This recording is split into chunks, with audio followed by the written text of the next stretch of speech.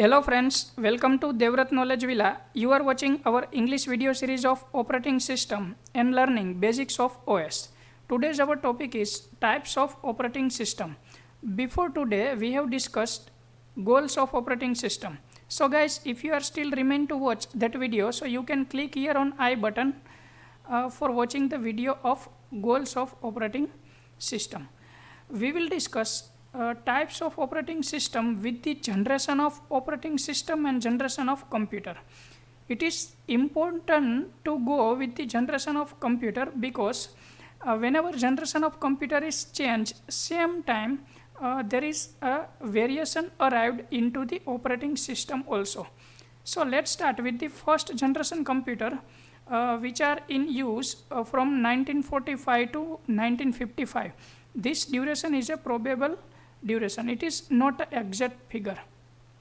So this first generation computer was made by the vacuum tubes and plug boards. Here you can see in left hand side figure there is a vacuum tubes. So this type of tubes are used to build the first generation computer, and this type of plug boards are also used to build the first generation computer.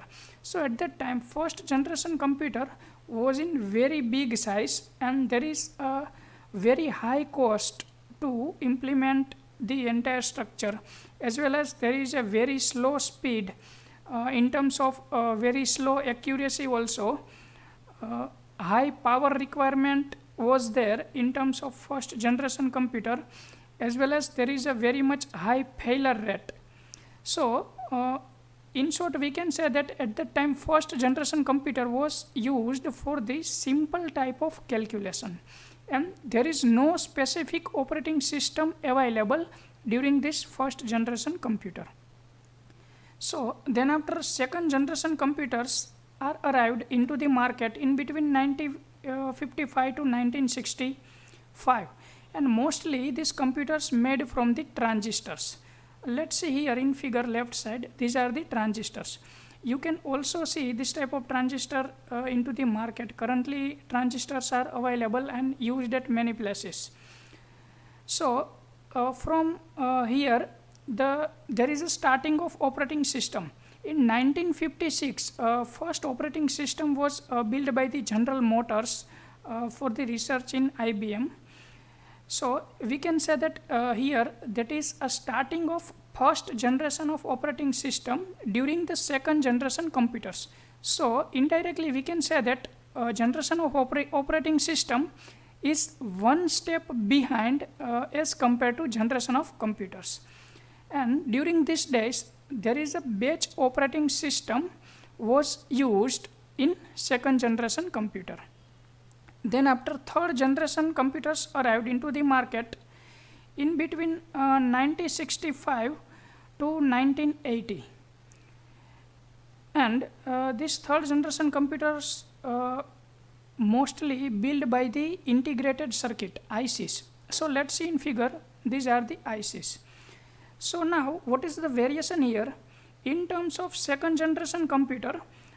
Here there is a size was reduced as compared to first generation, as well as cost was reduced, but there is some limitation in second generation computer, which was like, again it will require the air conditioning system because it will very much it will producing very much heat, get it.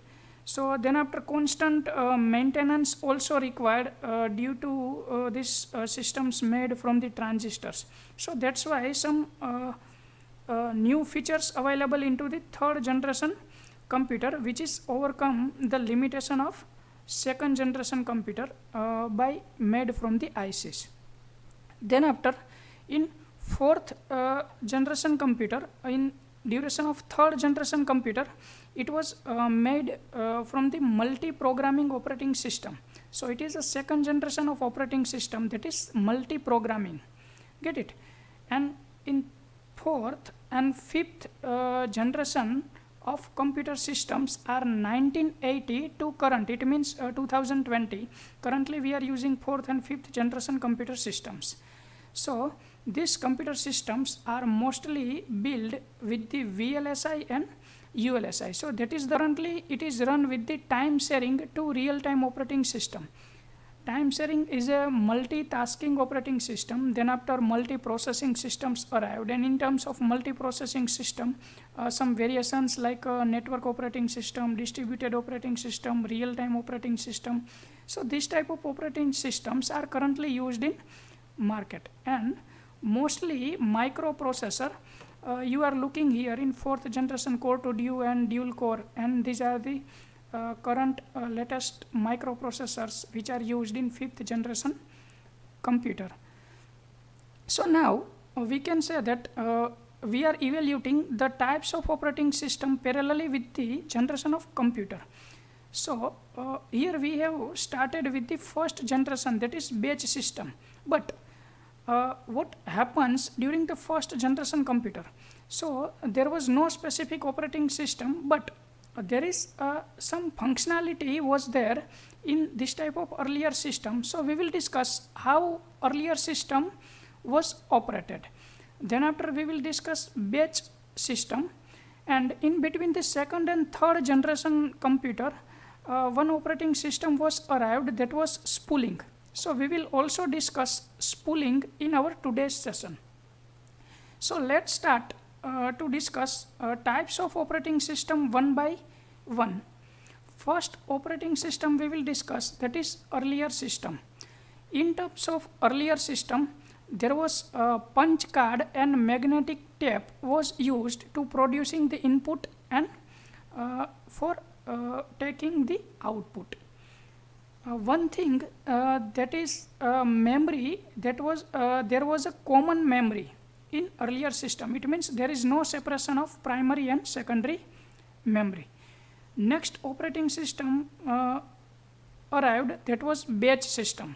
So in terms of batch system, there is a variation as compared to earlier system. In earlier systems, we have produced input as a single job. Right now in batch system, we are producing input as a multiple jobs in a single batch. So that is a variation in batch system. Then after spooling was arrived. So in terms of spooling, there is a variation in memory. In previous case of earlier system and batch system, there was a common memory, but right now in case of spooling, there is a separation like main memory and secondary memory, or we can say that primary memory and secondary memory. Next arrival operating system, that is multi-programming system. So in terms of multi-programming systems, we are able to load multiple programs into the primary memory. This functionality was not available during the spooling. So here we are able to load multiple programs inside the main memory, but these programs are going to execute one by one.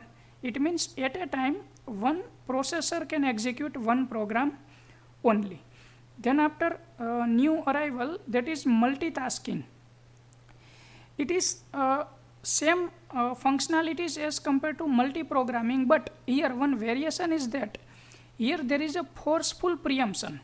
In terms of multi-programming systems, we were not able to forcefully preempt any process or program, but here in terms of multitasking, we are able to forcefully preempt any program in between the execution. Then after a multiprocessing system. In terms of multiprocessing system, there are more than one processors we have produced into the system. So that is one more variation. It means at a time one processor can execute one process. So if we are using two processors, so at a time we can execute two processes. If we are using four processors, so at a time we are executing at a time four number of processes.